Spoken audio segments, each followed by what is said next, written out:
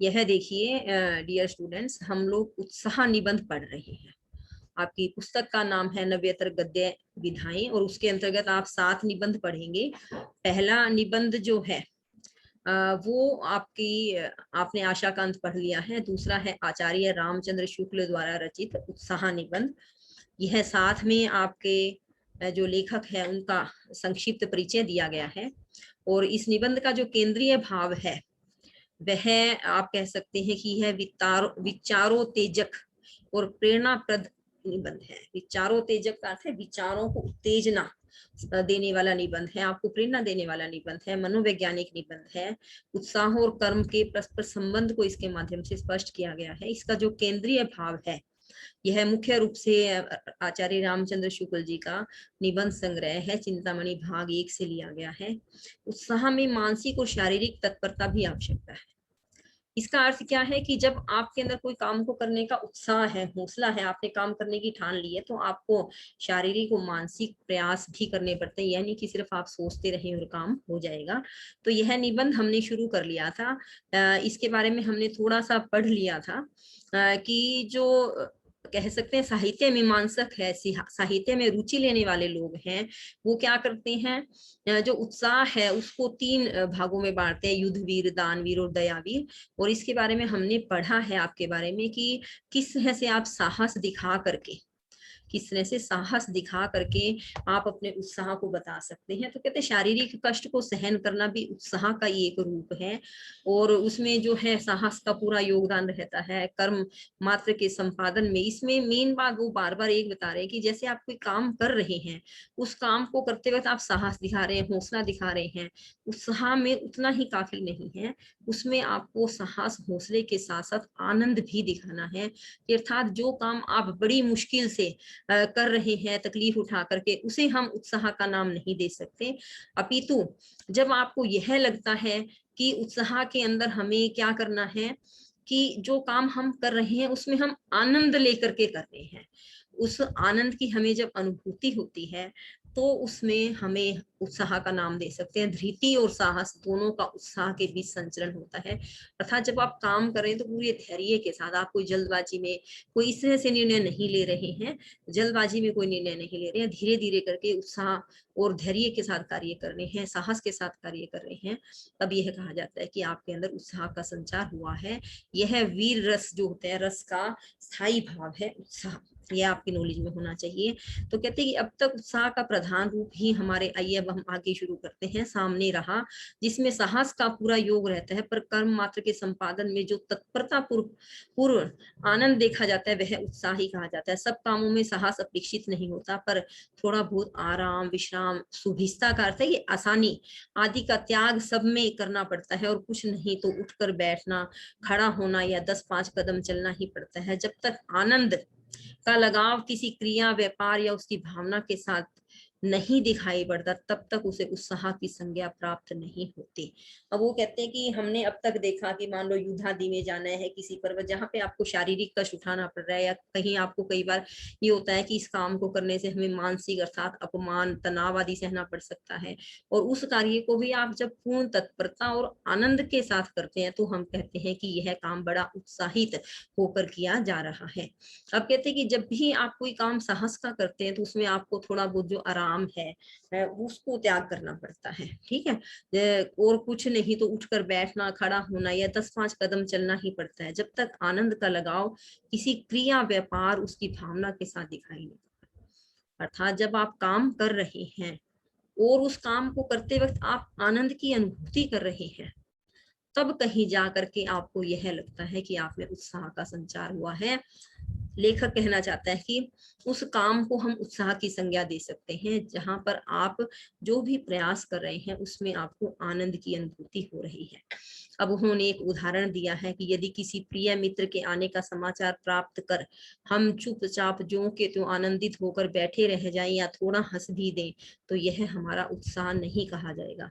हमारा उत्साह तभी कहा जाएगा जब हम अपने मित्र का आगमन सुनते ही उठ खड़े होंगे, उससे मिलने के लिए दौड़ पड़ेंगे और उसके ठहरने आदि के प्रबंध में प्रसन्न मुख इधर उधर आते जाते दिखाई देंगे। इन्होंने एक उदाहरण दिया है कि जैसे कोई आपके पास मित्र के आने की सूचना प्राप्त होती है तो आप थोड़ा सा हंस लेते हैं या चुपचाप अपनी जगह बैठे रह जाते हैं मित्र के आने का समाचार पा करके, और या थोड़ा मुस्कुरा लेते हैं, तो इसे उत्साह की श्रेणी में नहीं रखा जा सकता। हमारे अंदर उत्साह का संचार हुआ है, यह हम कब कह सकते हैं?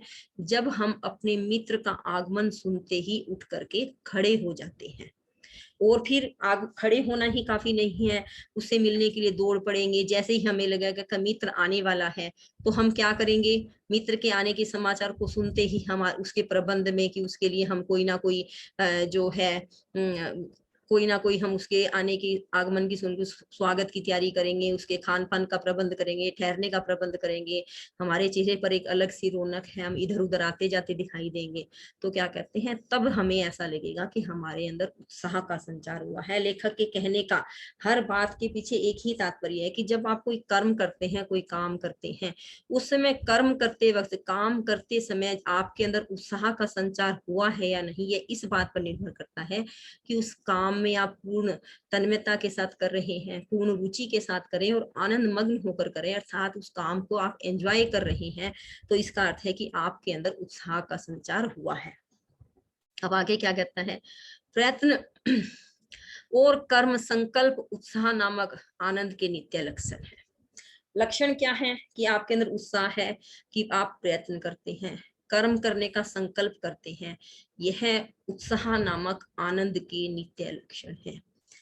बार बार वो भी इसके पीछे क्या एक विशेषता है, क्या एक उसके अंदर भाव जागा है, कि उद्देश्य क्या है कि जो आज का प्राणी है या तो काम करना ही नहीं चाहता, और अगर काम करना चाहता है तो मन मार के करता है। और जो यह शुक्ल जी का निबंध है उत्साह, यह मनुष्य में काम करते वक्त आनंद की अनुभूति भरने का कार्य करता है, कि जो भी काम करे, छोटा है या बड़ा है, उसे पूर्ण तन्मयता से करें, पूर्ण खुशी से करें, और अंदरूनी आनंद की अनुभूति आपके अंदर होती रहे। प्रत्येक कर्म में थोड़ा या बहुत बुद्धि का योग भी रहता है। कुछ कर्मों में तो बुद्धि की तत्परता और शरीर की तत्परता दोनों बराबर साथ साथ चलती हैं। उत्साह की उमंग जिस प्रकार हाथ पैर चलवाती है, उसी प्रकार बुद्धि से भी काम कराती है। अब मुख्य तौर पे देखिए कि कुछ काम ऐसे हैं जिसमें हमें बुद्धि का, अपने दिमाग का प्रयोग करना पड़ता है, उसका योग होना अति आवश्यक है। लेखक क्या कहना चाहता है कि कुछ कर्मों में तो बुद्धि की तत्परता और शरीर की तत्परता दोनों बराबर साथ साथ चलती है, कि आपको दिमाग भी लगाना है, कुछ काम ऐसे होते हैं और उसमें आपको शरीर की मेहनत भी करनी है, दोनों को बराबर साथ चलाना है। तो कहते हैं कि उत्साह की अगर उमंग है तो जिस प्रकार से आपका शरीर यानी कि हाथ पैर चल रहे हैं, उसी प्रकार बुद्धि से भी आप काम कर रहे हैं। मान लो आप इसको इस तरह से उदाहरण से समझ सकते कि कहीं पर आप टाइपिंग कर रहे हैं, तो उसमें आपकी शारीरिक गतिविधियां, शारीरिक अंग प्रत्यंग जो है वो भी काम में आ रहे हैं। उसमें आपको पूरे माइंड की कंसंट्रेशन भी ध्यान रखनी पड़ती है। कहीं गाड़ी चला रहे हैं, आगे से पीछे से चारों तरफ से कहाँ से कौन आ रहा है, कौन जा रहा है, सब चीजों में बैलेंस बना करके, संतुलन बना करके आप गाड़ी चलाते हैं, इस और उमंग के साथ, खुशी के साथ चला रहे हैं, तो इसका अर्थ है कि वहां उत्साह का संचार हुआ है। थोड़ा यह भी देखना चाहिए कि उत्साह में ध्यान किस पर रहता है, कर्म पर, उसके फल पर, अथवा व्यक्ति या वस्तु पर।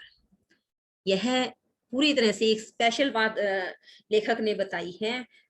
इसमें वो क्या कहना चाह रहे हैं, यह ध्यान रखना है कि जब आपके अंदर उत्साह है तो जो काम आप कर रहे हैं उसके तीन चीजें हैं, उसमें से आप ध्यान मुख्य तौर पर किस पे दे रहे हैं? जो कार्य आप कर रहे हैं, कर्म करते जो काम आप कर रहे हैं, जो काम आप कर रहे हैं उस कर्म के बदले में आपको फल क्या प्राप्त होगा, क्या आप उस पर ध्यान दे रहे हैं? या फिर उस काम से जुड़ा कोई व्यक्ति, वस्तु जो भी है, हम उस पर ध्यान दे रहे हैं। लेखक कहते हैं कि उत्साह में यह भी देखा जाना चाहिए, उत्साह पूरा है, आनंद से भी कर रहे हैं, लेकिन उसमें आप ध्यान किस चीज पर दे रहे हैं? जो कार्य आप कर रहे हैं उस पर दे रहे हैं, उस कार्य के फल पर दे रहे हैं, जो फल आपको मिलेगा, या उस कार्य के से जुड़े हुए किसी वस्तु, व्यक्ति आदि पर आप ध्यान दे रहे हैं? अब लेखक इसको पूरी तरह से विस्तृत करते हुए कहते हैं कि हमारे विचार में उत्साही वीर का ध्यान आदि से अंत तक पूरी कर्म श्रृंखला पर से होता हुआ उसकी सफलता रूपी समाप्ति तक फैला रहता है। क्या कहना चाहते हैं लेखक? कि जो सच्चा उत्साही वीर है, अर्थात जो उत्साह के साथ काम कर रहा है, उसका ध्यान आदि से अंत तक, आदि का अर्थ है काम को शुरू करना और अंत का अर्थ है काम को खत्म करना, अर्थात काम शुरू करने से काम के अंत तक उसका ध्यान सिर्फ और सिर्फ कर्म की श्रृंखला पर। कर्म की श्रृंखला का अर्थ क्या है कि शुरू से लेके अंत तक जो काम किया जाना है, जो कर्म किया जाना है, उस पर ध्यान रहता है और उसकी सफलता रूपी समाप्ति तक फैला। सफलता रूपी समाप्ति का अर्थ क्या है? फल नहीं है। काम को सफलता रूपी ढंग से हमें, जब वो काम खत्म न हो जाए तब तक हमारा ध्यान लगा रहे। इसका अर्थ क्या है? काम को शुरू करने के बाद उसके अंत तक हम जब उससे जुड़े रहते हैं पूरे उत्साह के साथ। कई लोग होते हैं कि जैसे काम शुरू कर लिया और काम शुरू करने के बाद वो क्या करते हैं, उसके सोचते हैं कि बीच में छोड़ दिया या जल्दी से अंत हो जाए। नहीं, जिस उत्साह के साथ, लेखक के कहने का अभिप्राय क्या है, जिस उत्साह के साथ आपने काम को शुरू किया है उतने ही उत्साह तक उस काम को खत्म करने तक आपने हौसला जोड़कर रखना है, उत्साह बना करके रखना है और उसकी काम पूर्ण करने की सफलता तक आपका ध्यान और आनंद जो है वह खत्म नहीं होना चाहिए। इसी ध्यान से जो आनंद की तरंगे उठती है वे ही सारे प्रयत्न को आनंदमय कर देती है। कि आपका ध्यान क्या है, आपने काम शुरू किया है और काम पूरी तरह से खत्म होने तक, सफलता पूर्वक खत्म होने तक आप आनंद के साथ काम कर रहे हैं। तो जो आपके मन के अंदर तरंग उठती है वह सारे प्रयत्न का अर्थ है, उस काम को करने में जो आपकी मेहनत है उसको आनंदमय कर देती है। इसे आप इस तरह से भी समझ सकते हैं जैसे कि कोई छात्र है, किसी कक्षा में नई शुरुआत कर रहा है, मान लो न्यू एडमिशन लेकर के कोई कक्षा में उसने शुरुआत की है और शुरुआत में उसने बड़े मन से हौसला जोड़ा है कि मैंने इस बार जो है बहुत अच्छे मार्क्स लेने हैं या अपनी कक्षा में कॉलेज में टॉप करना है, और वह बड़े उत्साह और आनंद के साथ पढ़ना शुरू कर देता है। तो उसका उत्साही वीर उसको कब कहेंगे? जब तक परीक्षा नहीं हो जाती तब तक, शुरुआत, कक्षा की शुरुआत से लेकर परीक्षा होने तक वह उतने ही उत्साह के साथ अपना कर्म अर्थात पढ़ाई करता है। तो कहेंगे यह छात्र बड़ा ही उत्साही छात्र है।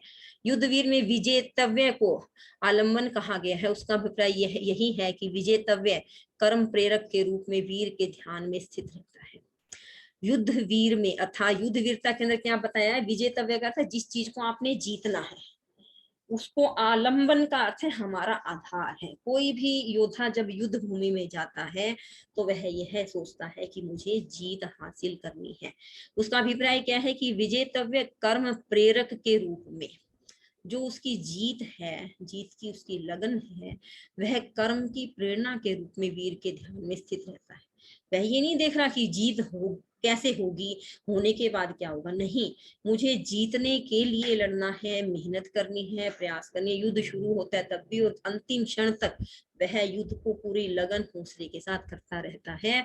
वह कर्म स्वरूप का भी निर्धारण करता है, पर आनंद और साहस के मिश्रित भाव का सीधा लगाव उसके साथ नहीं रहता। सच पूछिए तो वीर के उत्साह का विषय विजय विधायक कर्म या युद्ध ही रहता है। दानवीर और धर्मवीर पर विचार करने से यह बात स्पष्ट हो जाती है। दान दयावश, श्रद्धावश या कीर्ति लोभवश दिया जाता है। यदि श्रद्धावश दान दिया जा रहा है तो दान पात्र वास्तव में श्रद्धा का, और यदि दयावश दिया जा रहा है तो पीड़ित यथार्थ में दया का विषय या आलम्बन ठहरता है। अतः उस श्रद्धा या दया की प्रेरणा से जिस कठिन या दुसाध्य कर्म की प्रवृत्ति होती है उसी की ओर उत्साही या साहसपूर्ण आनंद उन्मुख कहा जा सकता है। अतः और रसों में आलम्बन का स्वरूप जैसा निर्दिष्ट रहता है वैसा वीर रस में बात यह है कि उत्साह एक यौगिक भाव है जिसमें साहस और आनंद का मेल रहता है। अब तक जितना आपको पढ़ाया गया है उसका पूरा भाव इसमें स्पष्ट किया गया है। यौगिक का अर्थ है जुड़ा हुआ, योग किया हुआ। योग का अर्थ क्या होता है? जमा। दो चीजों को मिलाकर जब एक आपको कहा जाता है कि 2+2 करो तो आपका रिजल्ट क्या होगा? 4। और यौगिक भाव का अर्थ है कि साहस प्लस आनंद इज इक्वल टू क्या हो गया बेटा? उत्साह। कि जब आप काम को साहस के साथ भी कर रहे हो और उत्साह आनंद के साथ भी कर रहे हो तो आपके अंदर उत्साह भाव की निष्पत्ति होती है, उत्साह भाव जागृत होता है। अब इसमें ऊपर जो इन्होंने बात बताई है मैं उसको समझा दूं कि जैसे दान के बारे में बताया है लेखक ने, दान के बारे में लेखक ने यह बात बताई है कि हम श्रद्धा भाव से भी दान करते हैं, कई बार किसी के ऊपर दया करने के हिसाब से भी दान करते हैं, कई बार कीर्ति लोभवश कि हमारा मान सम्मान बढ़ेगा। जैसे आपने कहीं देखा कुछ लोग दान करते हैं फिर अपने नाम का पत्थर लगवाते हैं कि इससे हमारा यश बढ़ेगा। वो तो लेखक क्या कहते हैं कि अगर श्रद्धावश दान दिया जा रहा है तो दान पात्र वास्तव में श्रद्धा का। और यदि दयावश दिया जा रहा है तो पीड़ित यथार्थ में दया का विषय या आलम्बन ठहरता है। कि जैसे आप किसी को दान दे रहे हैं, श्रद्धावश दे रहे हैं, तो जो आपका आधार है वह श्रद्धा रहती है। आलम्बन शब्द का अर्थ है आधार। और यदि आप किसी पर दया करने के हिसाब से दे रहे हैं तो आपको क्या लगता है, आपका जो आधार है वो दया है। अतः उस श्रद्धा या दया की प्रेरणा से जिस कठिन या दुसाध्य कर्म की प्रवृत्ति होती है कि उसी की ओर उत्साही का साहस गुण आनंद उन्मुख कहा जा सकता है। कि कई बार दान देना हमारे लिए कठिन होता है, फिर भी हम किसी भाव की वजह से दान देते हैं, तो इसमें क्या है, जो करने वाला व्यक्ति है उसे उत्साही कहा जाता है, उसका साहस गुण आनंद उन्मुख कहा जा सकता है। पूरे निबंध में यह बात आपने बार बार पढ़ी है और आगे बार बार पढ़ते रहेंगे। आपको यह ध्यान देना ही है कि जो भी काम आप कर रहे हैं उस पर पूरी तन्मयता, कर्म पर ही पूरी तन्मयता होनी चाहिए। और उस कर्म के अंदर तन्मयता के साथ साथ आपको आनंद भी लेना चाहिए। काम चाहे आप कोई भी करें, लेकिन अगर आप उसको उत्साह के साथ अर्थात आनंद के साथ करते हैं तो उस काम को करने में आपको आनंद भी ज्यादा आएगा, खुशी ज्यादा होगी, उत्साह ज्यादा होगा। और जब हम किसी काम को खुशी उत्साह के साथ करते हैं तो उसमें हमारी लगन और ज्यादा होती है। और जब लगन ज्यादा होती है तो हमारे अंदर और आनंद की अनुभूति होती है। अर्थात दोनों एक दूसरे की पूरक भाव है। जब आप कर्म अच्छे से करते हैं तो आनंद होता है, आनंद होता है तो आप कर्म अच्छे से करते हैं, और दोनों चीजों के मिश्रण से जब आपके अंदर उत्साह जाग जाता है तो उस कर्म की सफलता निश्चित हो जाती है।